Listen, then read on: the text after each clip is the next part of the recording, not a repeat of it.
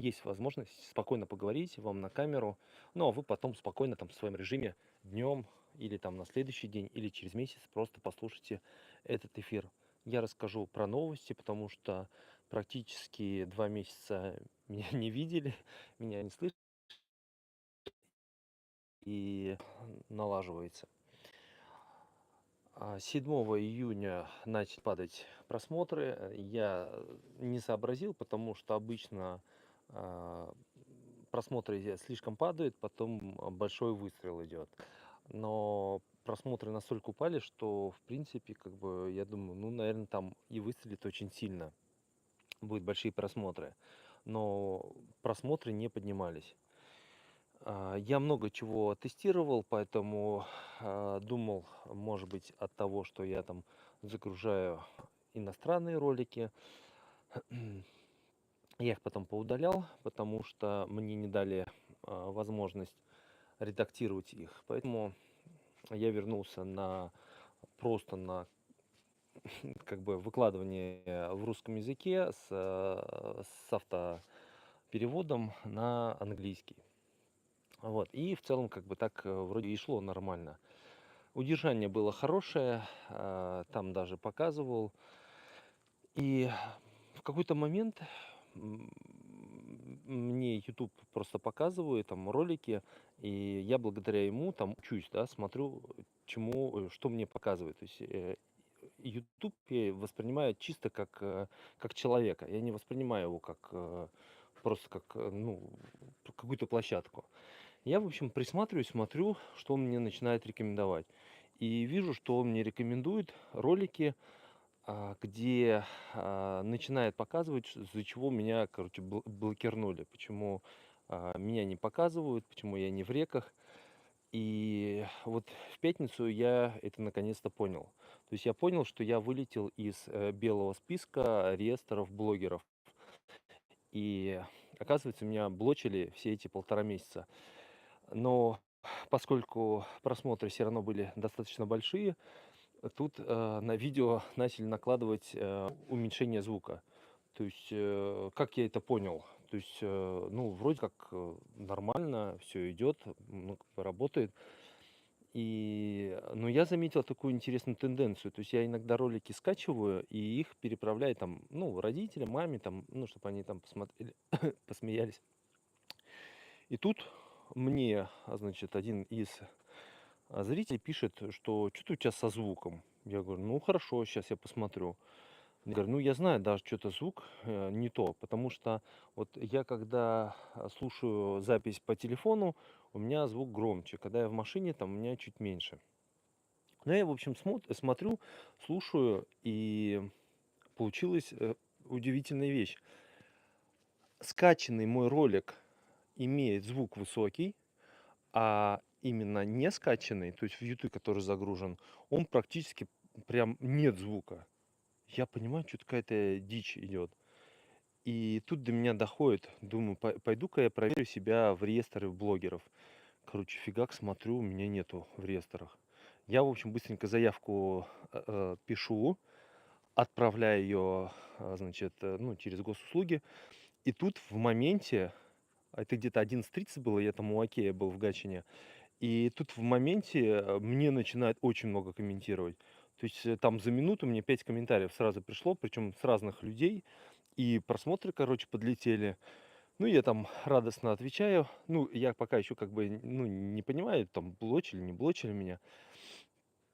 И тут мне приходит извещение, вам отказано, ну, типа, в регистрации, неправильно там что-то указал. Я такой, ладно, хорошо. Я, значит, беру, у меня менеджер, значит, я менеджера переделываю на просто, ну, что он имеет возможность просто просматривать информацию, и опять быстренько заявку закидываю в реестр. Фига, короче, а, опять мало просмотров, никто не смотрит. Я такой, опять такой всплеск, видно, опять посмотрели и опять блокирнули. Я, в общем, беру, полностью удаляю администратора, просто оставляю себя и опять подаю заявку. То есть это был пятница, 4 часа, вот это буквально там 2 дня назад. И тут я, короче, понимаю, что мои ролики и старые, и новые начинают терять звук.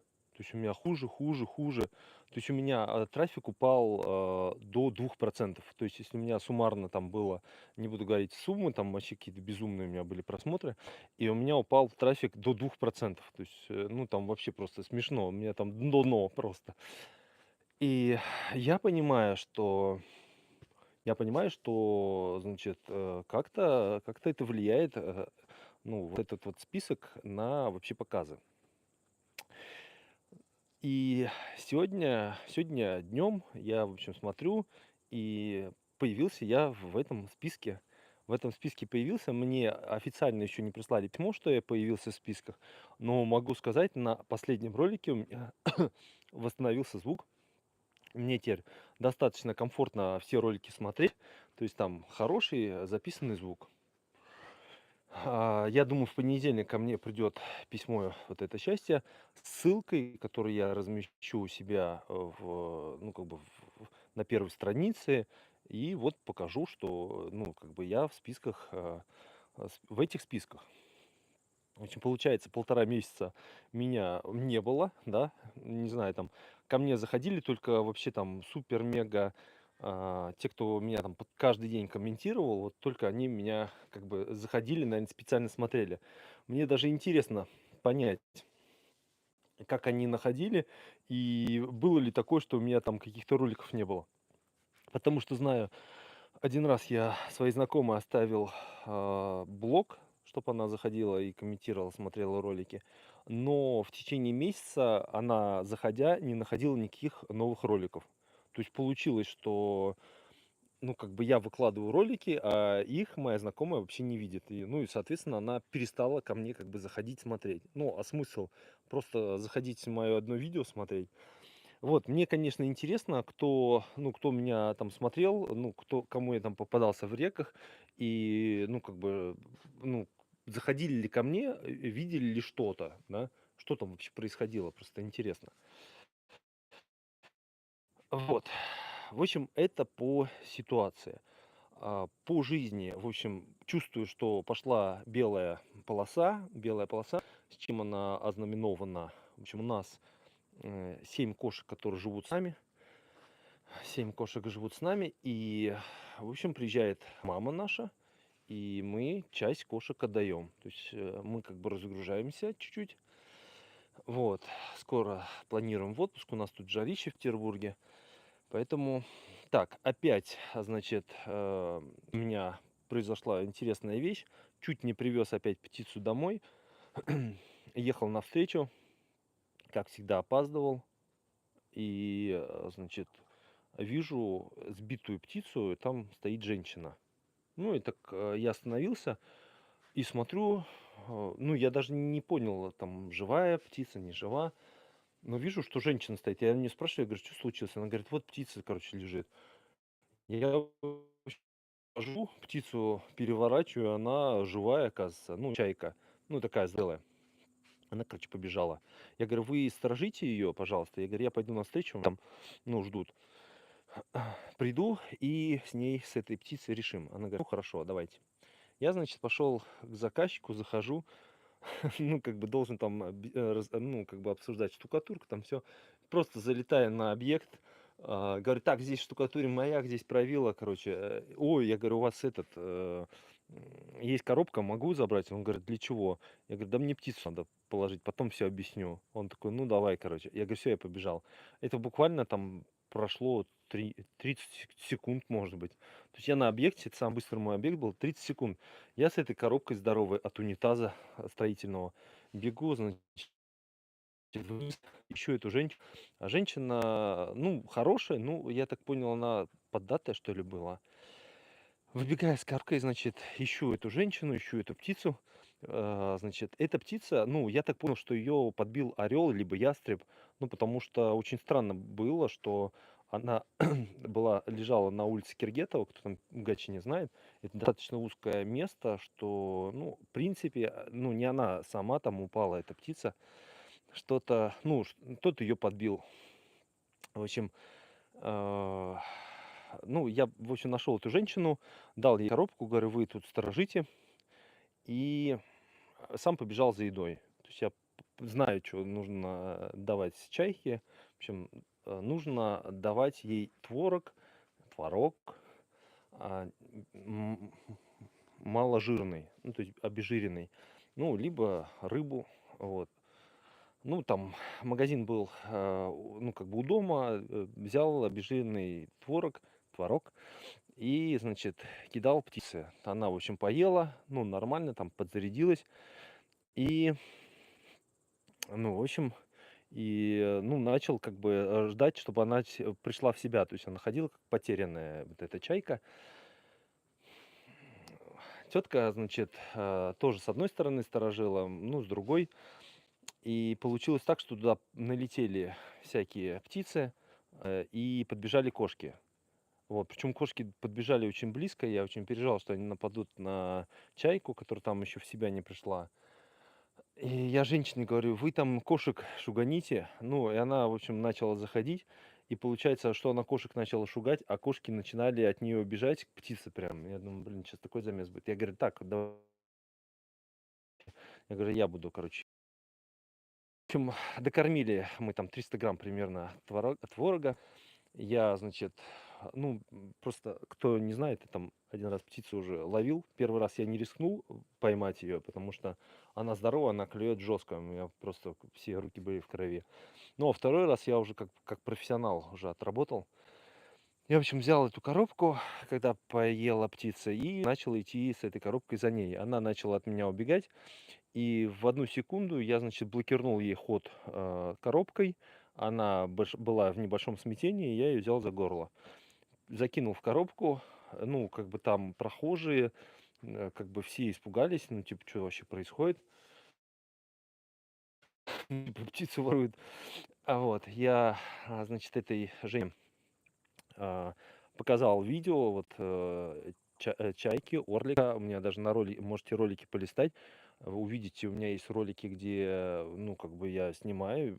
Там минимум у меня 3 ролика с орликом. К сожалению, орлик не выжил.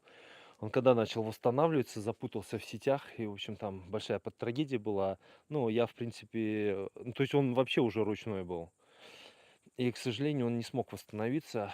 Кверх ногами пролежал, присел, ну, пока я там был на работе.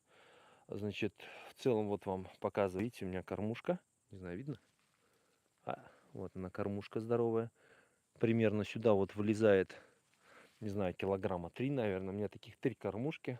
В общем, тут у меня такой вот, видите. Вот. В общем, птиц очень много. Вот. И в принципе, как бы это вообще удивительный мир с этими касаемо птицами. То есть, кажется, там большие расходы, там эти, ты покупаешь там что-то для них, никакой выгоды. Но на самом деле выгода есть. Потому что, когда птицы едят этот, семечки не жареные, да, то это видят белки. Это видят белки, начинают идти белки. Белки начинают есть. Белки, их очень легко, кстати, увидеть, кто там ест семечки, потому что когда едят семечки белки, они оставляют кожуру. Когда едят птицы, кожуры нет. Ну и, в общем, это все там естся, и часть семечек падает вниз. Внизу появляются ежики, и, в общем, тут такая биосфера начинается. Собаке интересно моей гулять, потому что там запахи, ежи одни, ежи другие. У меня тут подруга говорила, что она видела ежика 5 сантиметров. Представьте, маленького такого. Вот. И белки скачут, и птицы, и я даже видел, ястребы подлетают. Ну, то есть здесь такой, знаете, какой-то жесть. Ну, лисы тут начинают бегать. В общем, такой жизнь создается. Вот, и получается, что у меня собака была как бы такая грустная, больная, но после вот таких вот ситуаций, да, после того, как началась жизнь благодаря семечкам, благодаря тому, что прилетали птицы, белки, ежики, она, ну, как бы, она просто ожила собака. Ну, реально, у меня собаке там примерно 15 лет, но она вообще очень круто выглядит. Ну, то есть, ну, как бы в здравии. Вот, поэтому то, что там происходит в жизни, там, вот, допустим, с той же чайкой, да, вот я расскажу сейчас ситуацию, чем там закончилось, что я ее взял в коробку, повез домой, мы тут же решили переезжать в квартиру, потому что у нас, я поясню, мама приезжает, мы там часть кошек разделим, и нам будет как бы спокойнее, то есть можно будет в квартире уже находиться. Вот, и я птицу хотел привезти, но и опять, представьте, с птицей жить, ну, это большая там чайка, то есть за ней надо ухаживать, ее надо там кормить, поить, надо на работу ездить. Ну, это было бы, конечно, прикольно, да, я там бы ездил бы на работу, я бы ее приучил бы, чтобы она там за мной летела. Вот, но, к сожалению, наверное, вот не в это время. И я, значит, позвонил в центр поддержки Сирин. У нас есть такой, их там порядка трех, наверное, трех мест. Вот я во Всеволожске ездил, ну, точнее, в Колтуше.